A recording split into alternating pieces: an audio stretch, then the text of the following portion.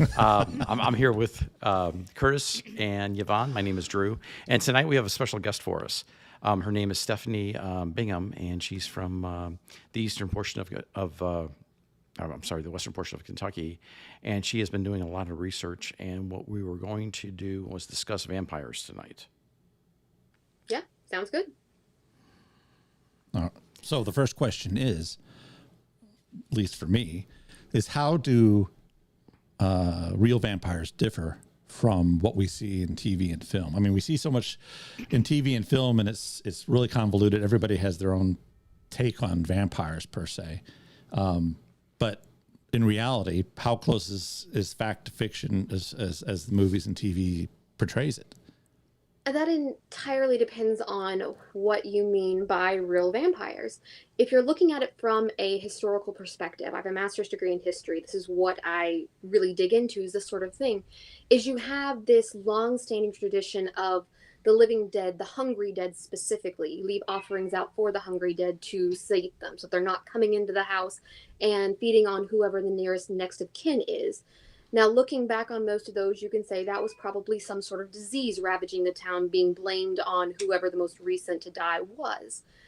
The more forward you go in history, though, the stranger and sort of weirder the accounts start to become, because you start moving away from that sort of basic idea of that hungry corpse coming back, and you start getting some really, really weird things.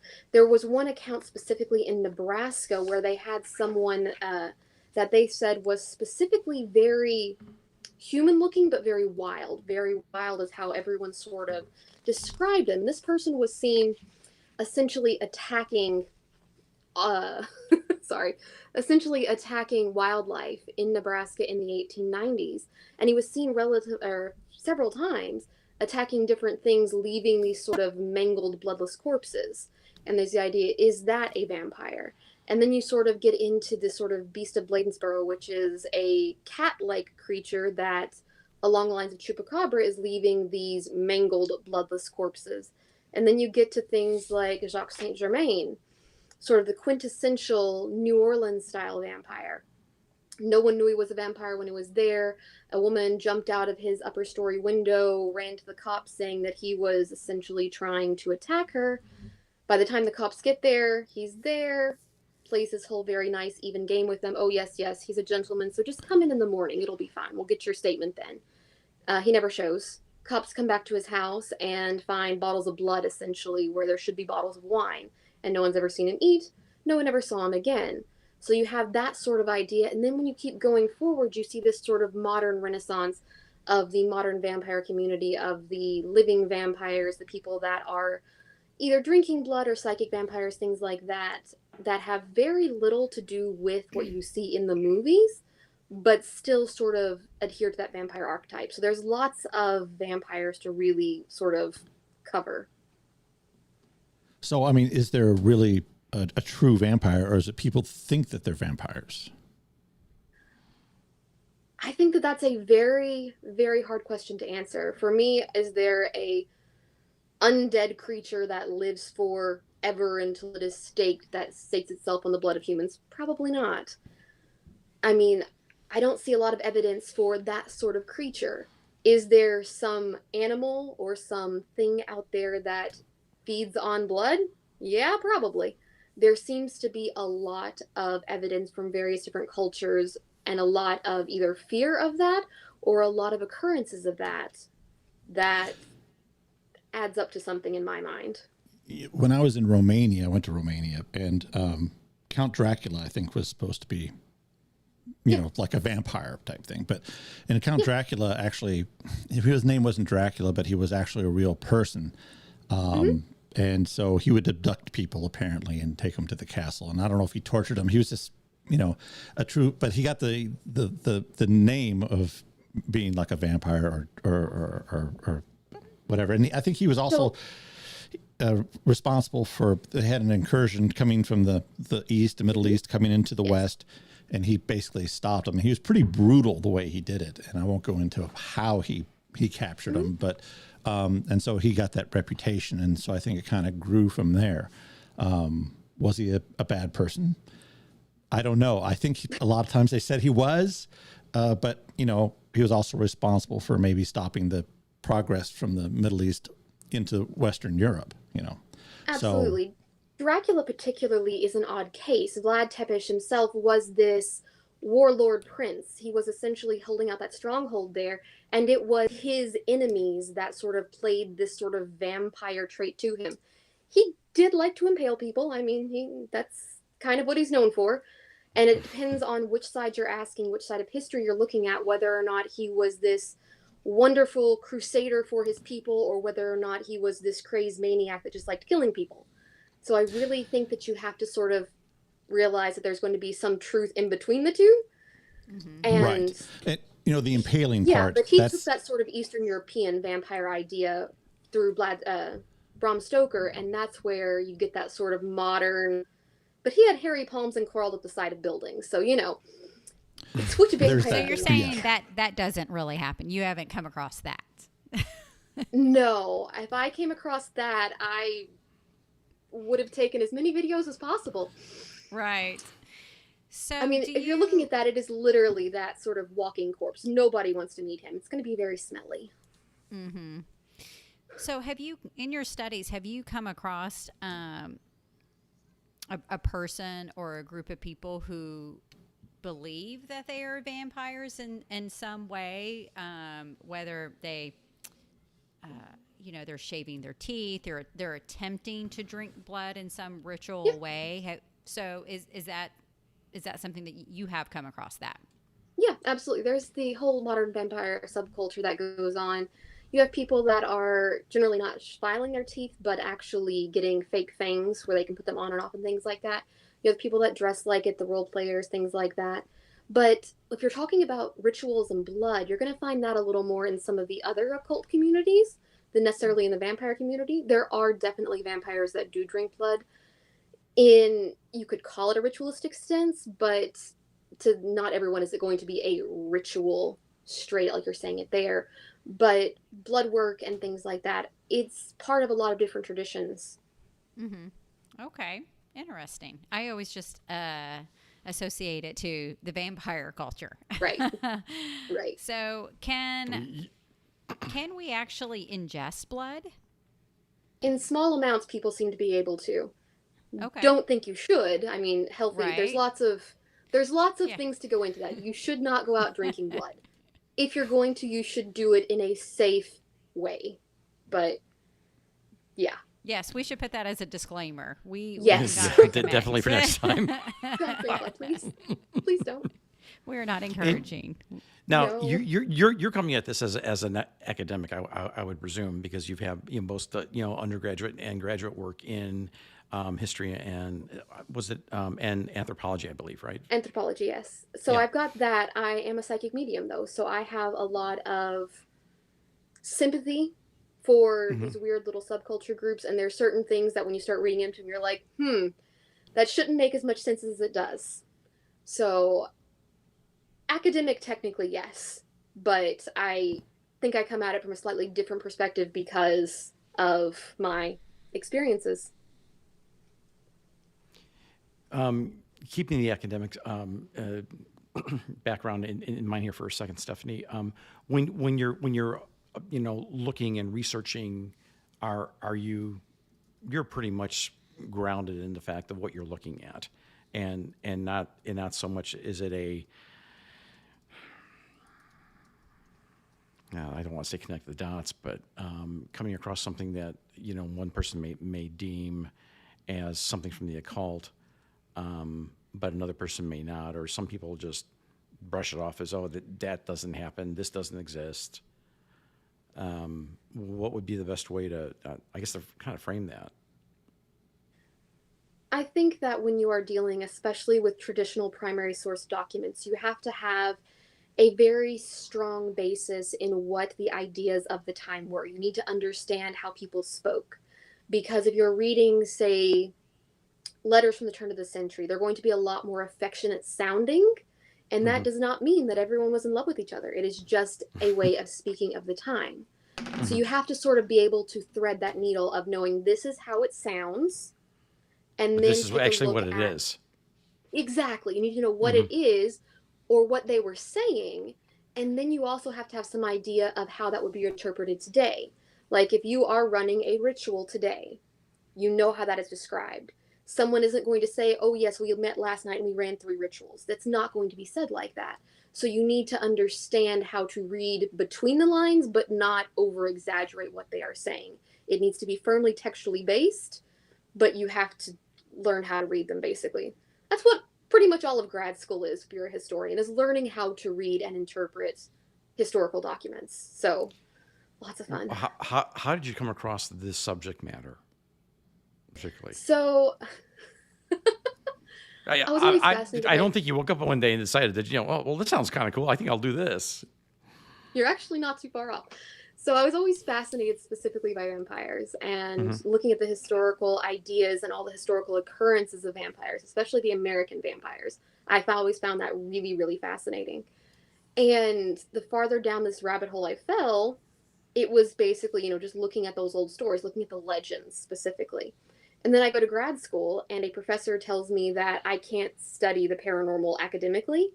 And I basically said, watch me. And that's exactly what I did. So I got that, and I was looking at mediums specifically historically. But that professor at that time told me that vampires aren't historical creatures. They don't exist in any historical documents. So I actually included it in my master's thesis just to sort of pin it on him and say, look what I found. You can't tell me I can't, because I did. So I did that, and a troublemaker. I very much so. And at that point in time, I'd met people that were involved and things like that. So I had sort of a different experience there. But the simple fact that he told me I couldn't do it was why I started looking at it specifically academically. That's about as good a reason as any, Right? So Exactly. when we talk about yeah, vampires, and legend, about like garlic,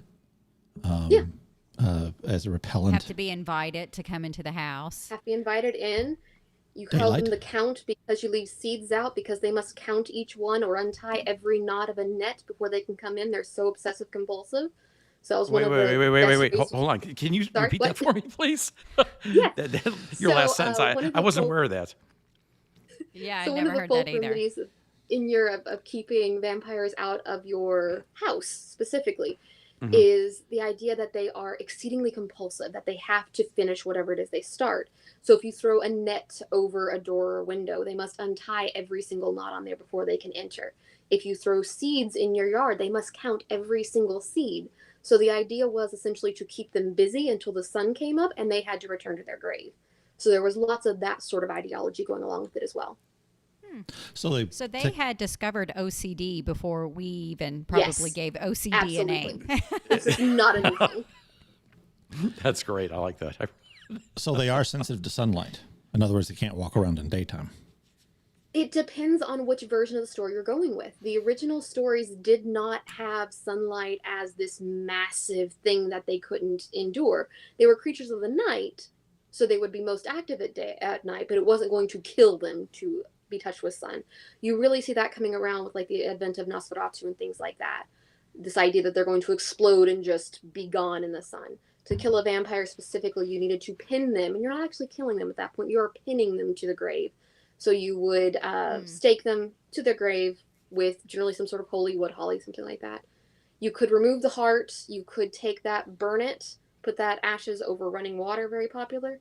And then in historical cases where you find vampire graves specifically in an archaeological context, you're almost always looking at times where you are finding a skull that's had its mouth pried open and a large, generally concrete or rock block stuck in their mouth.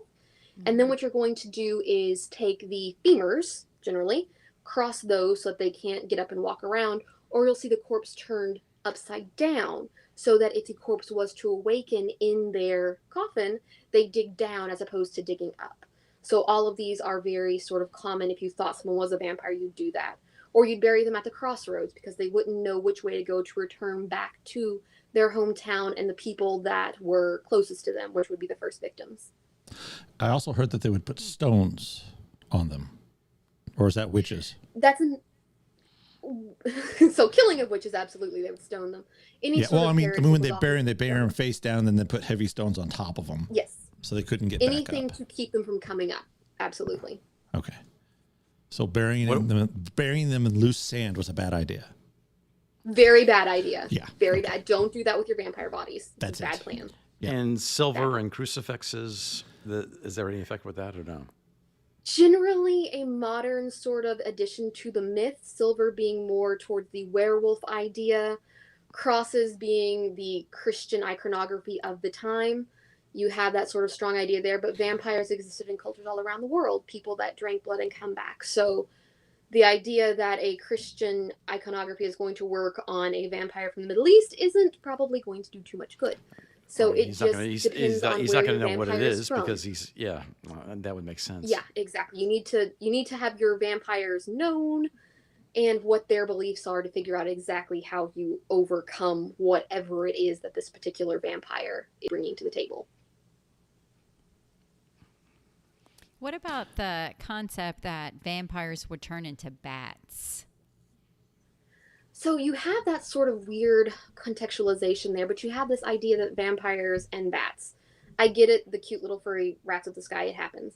But it is, again, that sort of, it's not necessarily a Hollywood idea, but it is a very common idea once you start seeing it publicized and brought like that. It's not an early idea. Personally, I think it probably falls into the idea of witches and familiars, that sort of thing, that the vampire would also be able to, along the same lines, call this thing to them. And I think if you look at the earlier places, you're going to see it mentioned as they can call a bat as opposed to turn into a bat. I remember Very years ago. interesting. interesting. Okay. Years ago, I was asked if I wanted to go down to South America with a couple of researchers. One was a botanist, one was a microbiologist. And they wanted me to go down because I was a pilot. And they asked me if I could fly a helicopter. And I was like, no, I can't fly. I can fly a plane, but I can't fly a helicopter. And I said, why do you want to fly a helicopter? Well, the last helicopter pilot we had got drunk and he wanted to fly his helicopter over the Andes to find his girlfriend. And they had to wrestle him to the ground to keep him from leaving with the helicopter. So I was like, but anyway, they said that there was, where they were, there was vampire bats. They actually had vampire bats in the jungle, in the Amazon. And they said if you got your toe too close to the edge of the netting on the tent, you'd wake up and you'd find two little slits in the end of your toe. You wouldn't feel it, but they would be like sucking on your toe all night. Yeah. So, and you have that common idea, and for the North American ideas of vampires, it makes a lot of sense. But how do you get that idea specifically for the originals back in Europe and in Asia and places like that? You don't have that vampire bat to blame it on. But I think it's a fun idea to really see how that sort of cross-pollinates there. Everyone associates him with bats. Just how? well, in cartoons, they always turn into bats. Right? Yeah. It'd be so cool if you could. And I think bats are kind of cute, actually. So I'm, They're adorable. I love them. Their big ears and their big eyes. and they're mammals. They're not, Yeah. so Yeah, they're not It's a laying little eggs. sky puppy. right. So, and their a wings are actually, if you platypus. X-ray their Excuse wings, me. it's like fingers. They've got 5 fingers, so I don't think they can pick up the phone and call anybody. They don't have opposable thumbs where they could do that. That'd be kind of cool too. But we if you don't train a know bat to that make for phone calls. certain. Well, that's true. That's true. Has your research discovered any tale of this with the First Nations people in the United States? So the First Nations peoples, when you start getting into those stories, it's a lot harder to find academic resources that are trustworthy and not skewed in my mind. So I haven't been able to locate a lot of stories specifically on blood drinking creatures. There are a lot of things that sort of toe the line of these night creatures that will take you away. But And skinwalkers, I haven't right? skinwalkers, kushtakas, you've got Shinkarekin, things like that. There's a lot of things that I think sort of toe that line very closely, but I haven't been able to get my hands on either oral sources or primary sources that don't sound wrong. That's the word. In the First Nations tribes, there are just the oral tradition is limited to like the medicine man of the tribe. Absolutely. And Yeah. then his information is traded down to his successor, so to speak, and for lack of a better term, and the writings are, it's really, I don't want to say hit or miss, but just because it's not written doesn't mean that it doesn't exist. Exactly. But my problem finding the documents is the documents you can find from the early periods almost always come from a church-based source, which in my mind becomes a very unreliable reporter because they're going to take an immediate dark view of whatever is being said, especially of religious ideas like that. And you can't trust what they're saying because it could well be, oh, clearly they are cannibalizing this and they are doing this, this, and this. When you look at the actual history, that didn't happen. So How far back is it? Have you found any inkling or not documentation, obviously, but how far back do you think that you were able to find a reference to a vampire in the United States? in the United States, let's see, easily the 1700s. I would assume that you're going to find them. I'm sorry, I'm looking at a paper where I have dates written down. So yeah, 1700s definitely. I would assume you could find it earlier than that because the ideas would have been coming over with the people coming from Europe. But I was feel referring that there more to was the probably First some Nations equivalency. people.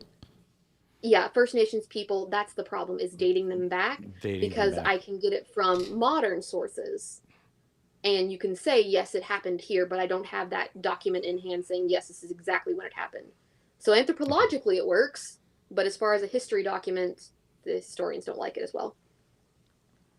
Well, how far back? And- What's the earliest mention anywhere in the world of vampires or creatures that would match the vampire description?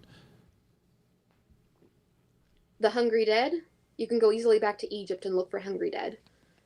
Looking in first-person sources there. That's why you have to feed them, often cases. They've got a lot of ghost stories in Egypt, a lot of stories about people coming back from the dead to see their original relatives, which looks a lot like that idea of the vampire. And how does one become a vampire? Depends on who you ask. So you have this idea in sort of modern culture of this being bitten and then sharing blood with the vampire, and that makes you a vampire. Like, that is sort of the Hollywood version of how to become a vampire. Yeah, it's like a Historically disease that speaking- you pass. Exactly. It's like a disease or a curse or something along those lines. Sometimes it is actually a witch put a curse on me and now I am a vampire, that sort of thing. But you look at it from a more traditional viewpoint, especially from the church. If you were born on the wrong day, you would become a vampire. So if you're born on Christmas or any of the high feast days, you are going to be a vampire when you die. There's places that believe, that was the one that always got me. So if you just lucked out and you were born on Christmas, when you die, you are a vampire. Just flat out. It's a thing. Right? Oh, wow. Oh, Like, this how is is This is better. Christ's day. You can't be born on this day. Exactly. Any of the high feast days, though, so Christmas, Easter, anything like that, you are a vampire. Friday the 13th, October 30, or October 31st. Those are good days. You're fine. You're fine Exactly. on those You're days. fine on those days. Not going to be a vampire. It just runs the gamut, really. A lot of sort of older sources do say, though, if the body is buried improperly or if they died in the wrong way, they could also become a vampire. So, lots of reasons. If the shoe fits. Yeah, Basically. definitely. Well, how often was in medieval times, if somebody was accused of being a vampire, I mean, did people get accused of being a vampire? And if they did, what did they do to them? So, you really wouldn't be accused of being a vampire, generally speaking. That's going to come about after you die. Then you're going to be accused, generally. It's not saying that it didn't happen to people that were alive, but generally, if you were accused and you weren't wealthy when you were accused, you were killed. So, Oh, wow. It's If that you sort weren't of wealthy. thing. But if you're wealthy, if you're the lord of the town and you just happen to be accused of a vampire, they're probably going to ignore that, Well, that you've sort of got all the thing. you've got But- all the soldiers, right? So I mean, Exactly. you're the lord, And you've that got is the how money. they got around that. right? They could do anything they wanted to. They were their own law. So Posthumous Pretty much. Pretty much. accusation.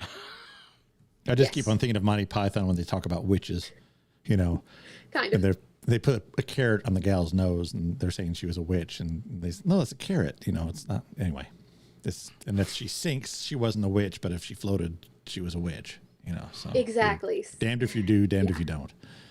Basically. Right. I think probably the history of time, the wrong people have been accused of the wrong thing, and where Absolutely. they did nothing and they were unjustly punished for it or put to death, or we know you did this, and it was like one of the old interrogation techniques that the Chinese used was putting rice in one's mouth, and if you salivated, you're fine, but if you didn't, you're guilty because you didn't salivate, to digest to start chewing up the rice. Is really So don't be dehydrated. Yes. It's like, well, Drink really? some water. It can be very silly in that regard. Unfortunately Absolutely. for some people. I was going to ask you something else. I can't think of it off the top of my head right now.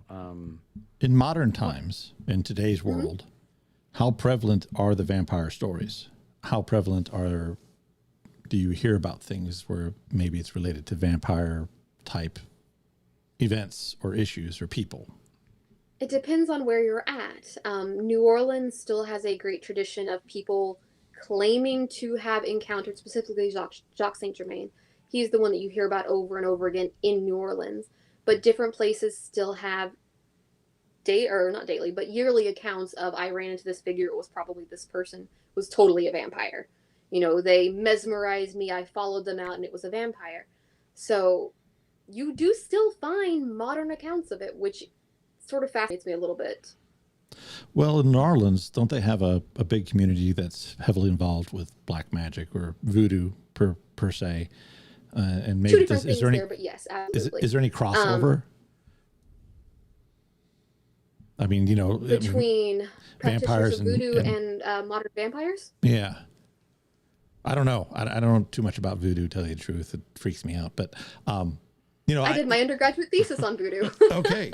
Well, we'll need to talk about voodoo then. Yeah. Well, there's voodoo, then there's hoodoo, right? There's voodoo, hoodoo, exactly. Then you have other forms of modern sort of folk magic of the Americas already. Voodoo in and of itself, though, is a religion. It is a religious set of beliefs. It is not necessarily good, not necessarily evil. It's a religion. That's all it is. And there is a rather large population of modern vampires in New Orleans. So is there probably some crossover there? Probably. I don't have the exact figures on that, but I would assume so just with the demographics that are there. Probably a small overlap there, but then the groups you're talking about aren't the ones that people are claiming are these inhuman things that can dazzle you with their mind and draw you out into the night and, leave with the marks on your neck, that sort of thing. What I find particularly in New Orleans is you find people legitimately claiming that they are having encounters with truly supernatural vampires. But what does that mean? Are they encountering, a being very much as we have been talking about that is, yeah,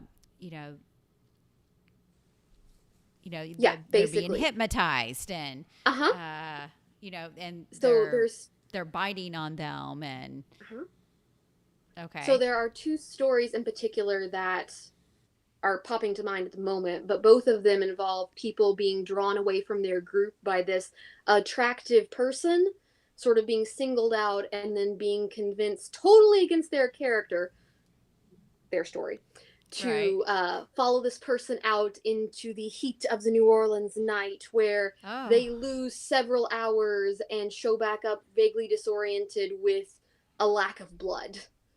So, and it had nothing to do with all the hurricanes that they drank.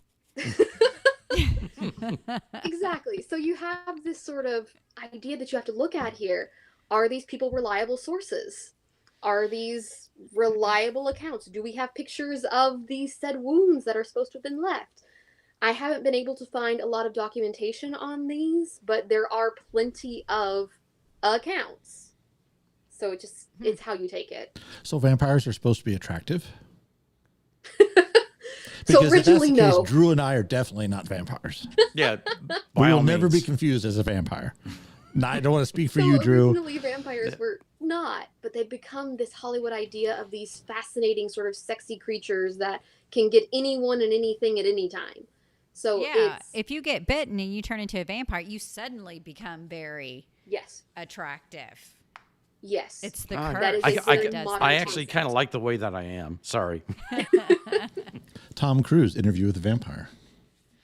Yeah, Anne Rice. It was a horrible choice for that part. Sorry, What's that, I Stephanie? know. it was a horrible choice for that part. Tom Cruise. Yeah. It was Yeah. a big deal. Since we It was a big since we deal. kind of like segue into movies, what in your opinion, academically, is like the best portrayal versus the worst portrayal? Like historically, Well, no, movie titles. I mean, what did you think of the Blade trilogy versus the Twilight thing, which is just Twilight is nauseating. probably the worst. Mm-hmm. Just in general, You mean Twilight. their shiny Twilight's bad. diamond skin? That was They're butterflies. far fetched. Yes. Yeah. Yeah. Yeah, Can't come find to the that in Pacific any- Northwest. I'm sorry. Go ahead. Yeah, that one I can't even with that one. My personal favorite, I was an Anne Rice friend from way back, was probably Queen of the Damned. I like that sort of. It was a more true telling towards the books, which was a more interesting story. But I mean, the quintessential Dracula, Bram Stoker's Dracula, excellent show, Mm-hmm. and it sort of encapsulates that modern idea of a vampire very well in my mind. That sort of creature that overcomes all humanity, if it will. So you mentioned Anne Rice. So what do you think about her writing in terms of where these stories come from? Was that a touch on some whether it be myth, but is she tapping into something and turned that into an excellent story, an excellent book? She has said on multiple occasions that the idea for Interview with a Vampire came after the death of her child. Sort of this great tragedy gave her this idea of looking through myths and things like that, finding a way to supersede death, which they were able to find, which was great. So that was an excellent way for them to sort of function. But I really do think she did a fair amount of research, because a lot of hers taps into what came before. If you're looking at the literature of the vampires, she very much follows that idea, but takes it to the next level and makes them very palatable to modern audiences. Okay. Did you say it was Queen of the Death or Queen of the Dead? Queen of the Damned. Damned. I'm sorry. Okay. Yeah, I'm Queen of the looking Damned. up as we speak, so sorry. Give me 1 second there, guys. I'm sorry. It looks like I have tried to kill my device.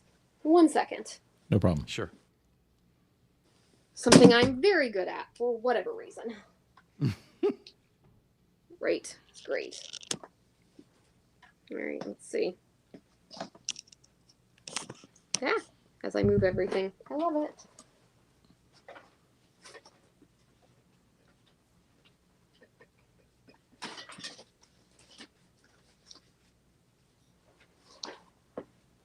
Sorry, guys. You're fine. Yeah, you're here. So you mentioned that earlier that you were a medium. Mhm.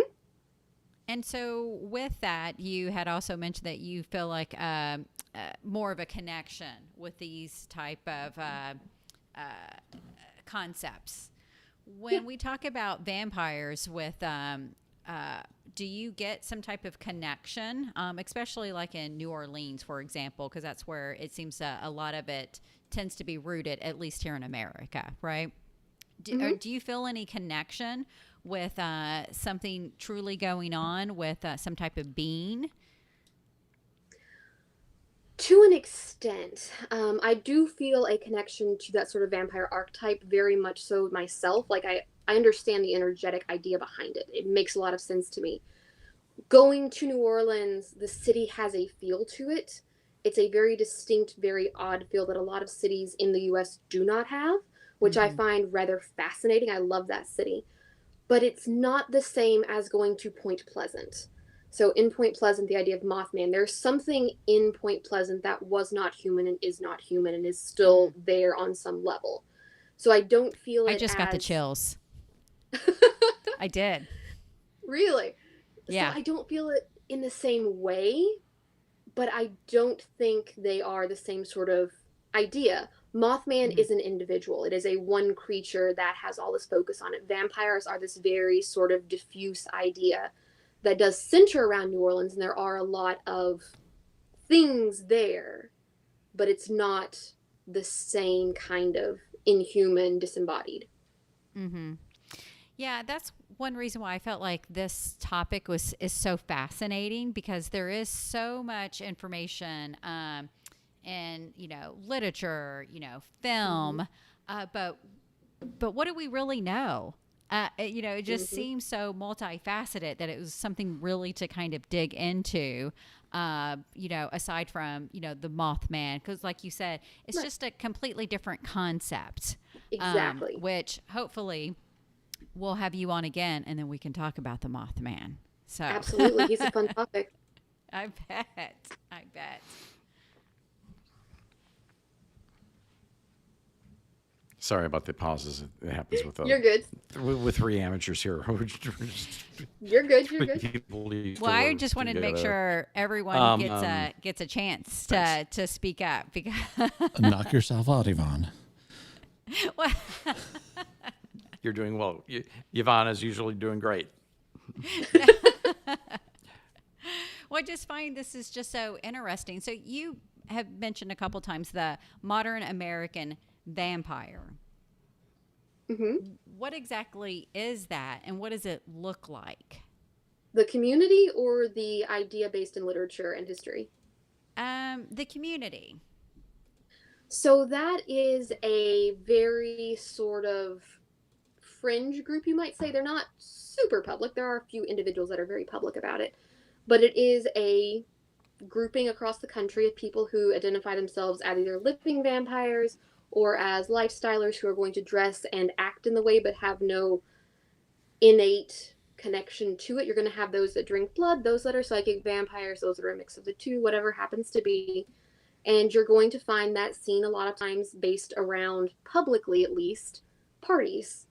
You'll find vampire balls around the country, generally hosted by one of the vampire courts or something along those lines. And the people involved in that, like some of them are literally charities that raise money for different charities in their city. Oh. And it just happens to be based Mhm. around this idea that they have something about them that makes them vampiric.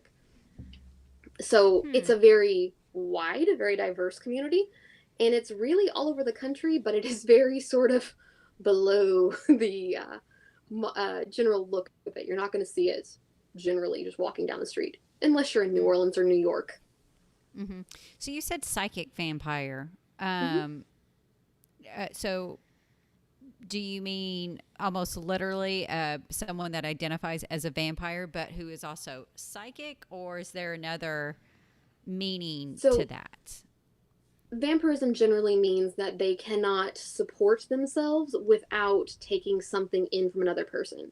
So a traditional vampire, sanguine vampire, it's blood. You're taking blood from other people in order to feel well, not get sick, things like that. Psychic vampires are generally psychic because it's there, but it is a matter of needing energy from those around them. They cannot function without taking energy from people around them in order to function as a normal human being. So it's this, essentially, some people have a lot of energy and they just give off. You've been in the rooms with them and they're just like a big sort of personality. Mm-hmm. And there's people that are the exact opposite of that, that don't have that extra energy to play with, so they have to take it from someone in order to be able to function.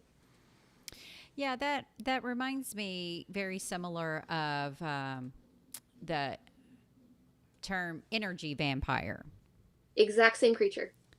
Right. Okay. And that could be someone who doesn't identify as a vampire per se, because we're talking about this subculture, if you will, but I may be a energy vampire and not know it, Yeah. but just like as you described, I just may need to feed off other people.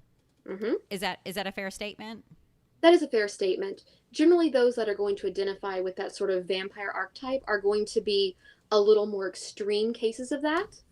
But to any extent, anytime you have a conversation with another person, you are literally exchanging energy with that person as you speak. A vampire is just someone that needs more energy than they can actually give back to that same sort of encounter. But yeah, if you're going to identify as a psychic vampire, generally you are a really, really bad case of it. Hmm.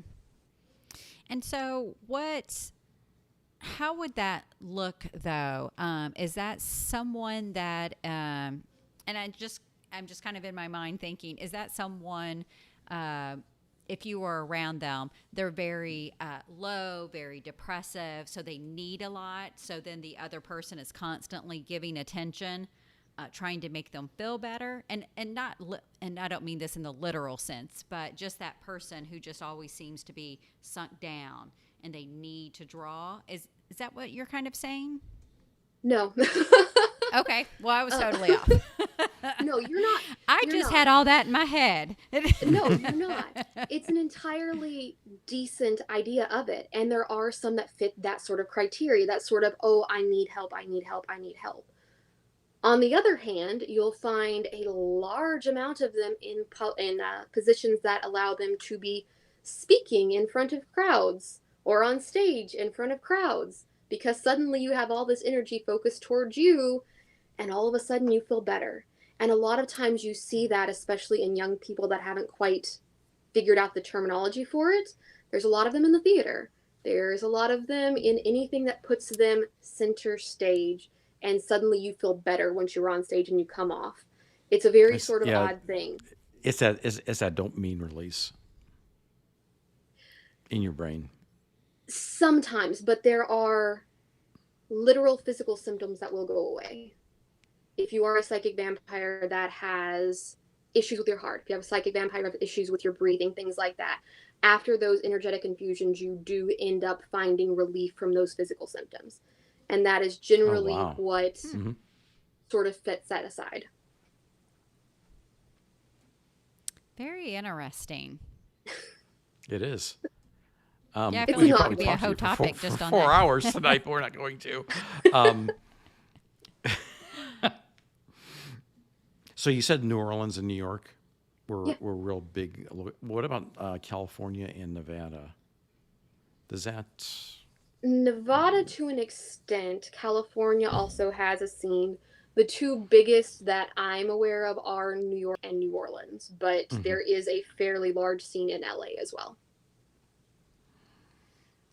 Are you familiar with Susan Walsh? Her Yes. story? Yeah. Yes. What do You you did your think? research. Congratulations. Yeah. Well, I actually saw that story years ago, Hmm. and I just found it, once again, just kind of Yep. very fascinating. Uh-huh. And so, can you talk a little bit about that? So that is a story that a lot of people don't touch. Oh, Uh, it sorry. is. Oh no, you're good. It is she's a reporter in New Hmm. York who was doing a story on the vampire community.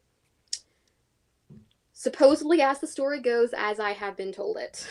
Let me put all these caveats on it there. She took the story, finished it out, took it to her editor. Her editor turned it down, and she then started working on another story that involved the mob or something of that nature. Depends on who Hmm. you ask what the next story was involving. But she went missing and has never Oh been found. wow. It was at that point that you saw a lot of people suddenly turning, oh, it was the vampires, oh, it was the vampires. It totally was the vampires. They killed her. And that is when you start to see the vampire sort of shifting ideology and coming out of this idea that we must hide ourselves. You never identify yourself to the public. And you start coming to the idea that, yes, we can release the black veils. You can see the rules that the community runs by. And we will talk about it to an extent. Basically, not welcoming people in at that point, but also not completely hiding themselves. But that was really a catalyst in the community that started pushing people to be a bit more open, but it's a weird story that still doesn't have a satisfactory answer. I agree. Hmm.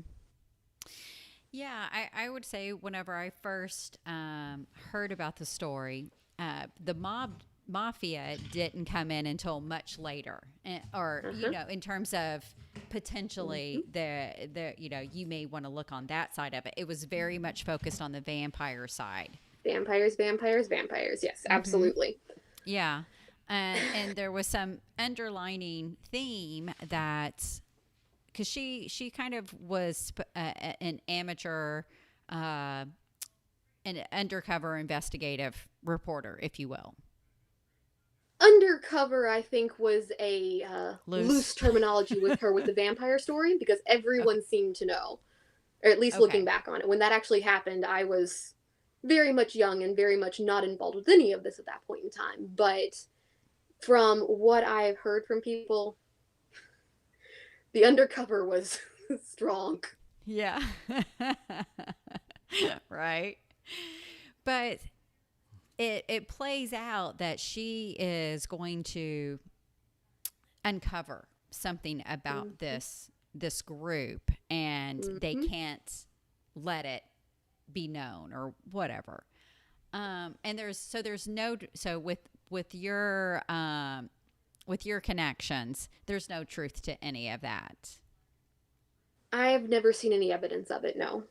Hmm. I mean, that pretty much, if you want to know about the vampires, show up to one of their public events, show up to one of their clubs, go in, say hi, talk to them. They're going to be awkward. It's going to be a little weird, but Hmm. you can generally get them to talk. It's not hard. I mean, they're there. They've got you can find them on Facebook. I mean, come on. Well, true. But whenever you said go into one of their bars or clubs, I Yeah. suddenly had a flash to True Blood and going into Fantasia. Yup. Yup. Not quite, but yeah.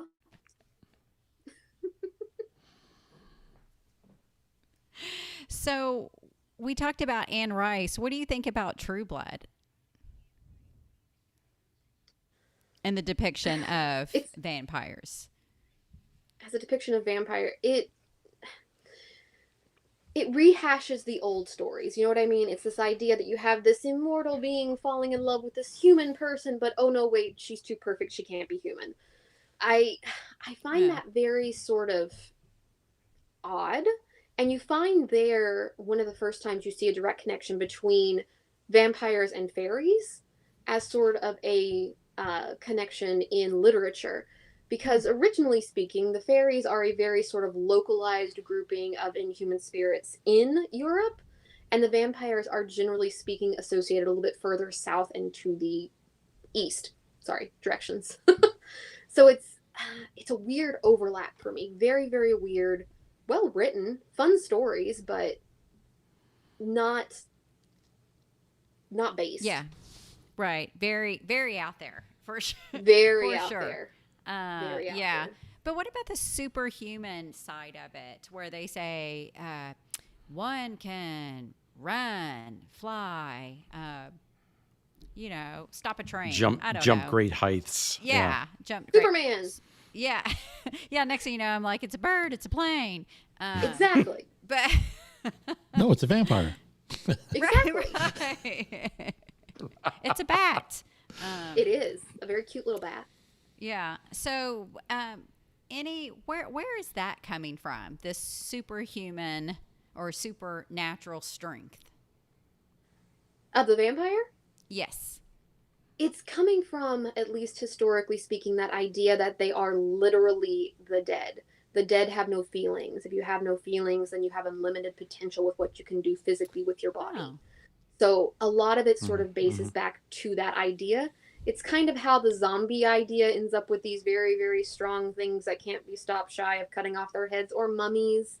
It's the same sort of Hollywood idea of this is what you can do. And Mm-hmm. that's where then, because vampires I always heard were like immortal too. So Yes. you can't die if you're Yeah. already dead. Oh, and you Exactly. don't Same way. You age. can't kill a mummy. Exactly. You don't age. And depending on which sort of tradition you're coming from, you're either that eternal youth sort of Anne Rice character, or you're going to be literally a rotting corpse with hair on your palms that can crawl up the side of the wall like a lizard. You know, you mentioned mummies, and I always think they're self-centered. You know, they're all wrapped up inside themselves. I knew you were They going are. to say that. I knew it. Sorry. Horrible. I had to say that. What was They are Susan's great. last name again, guys? Rice. When did all that happen, Yvonne? Susan Walsh, I'm sorry, yeah, Susan Walsh, yeah. the 90s, early 2000s, Yeah. somewhere in there. Yeah. Okay. I got to look that up. I'm just, the investigator in me has to Yeah. has to plow into that. So, Do some digging there. yeah, by all means. Yeah, it was very weird when it first came out. It's very weird. There are a lot of interesting theories to it. Yeah, there's just a lot to that. Everything about that story. There's a lot to it. Mm-hmm. I mean, has any of it, come out on any of the, the SyFy channels or anything like that at all? Or has anyone No. done a documentary or anything on that No, regarding Susan? not that I'm aware of. Yeah, I can't. It's been so long ago since I heard the first, but I feel like it was something like Dateline or something. I mean, this was years ago when it was fresh. Yeah, when it was fresh. And so I feel And like there it was is, on I think, something a like that. New York Times article about it as well. Mm-hmm. I think. Yeah, there was an article about it. Yeah. But yeah, no, nothing since then. I mean, you don't ever hear anybody say anything about it. No, you don't. I wonder why. Hmm. I don't know. Yeah. Kind of sounds like what we were, discussing on one of the previous episodes of missing 411 of people disappearing in national parks and, federal, U.S. Forest Service property as well as state parks and state forest areas. There's a big push for the first 10 to 15, 20 days to search for someone who's missing, and then it kind of like goes away. Yeah. And I kind of I suspect have without thoughts on the missing having the 411 benefit stuff. of what's that? That I have thoughts on the missing 411 stuff. It just gets so. Some of them are really good cases, and some of them are just not. Would you care to elaborate on that?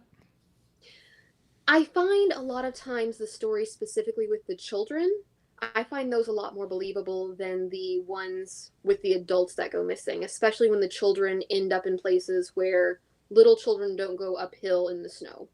Things like right, that. or they're found 7 air miles away, a 2-year-old.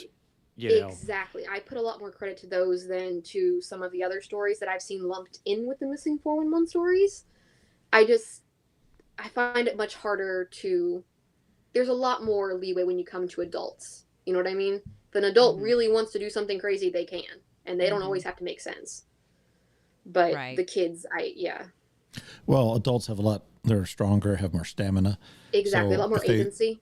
They start getting dehydrated, whatever, and we're talking about true wilderness here. There's a lot of things that want to eat you and hurt you out there Yep. that are So natural. So, some of the stories, I watched some of the documentaries and stuff like that, and, they find a guy that he left his shoes and clothing behind in winter conditions. Well, when you start getting hypothermic, you actually start to feel hot. So you start stripping off clothes and things like that. And you're just not thinking right too. You're, dehydrated or whatever. So, but just like you said, you find, a child is found later on in a boulder field way up the mountain that it's hard for experienced hikers to get to. Yeah. And there's no signs of, trauma or anything like that where they've been dragged. Their shoes look brand new, everything. Yeah, and the kids are clean. I mean, their clothing, and it's like, well, they would have had to go through the swamp. It just, it's really, it's a very interesting topic.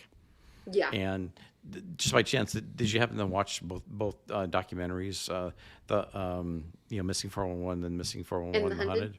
Yeah. Yes.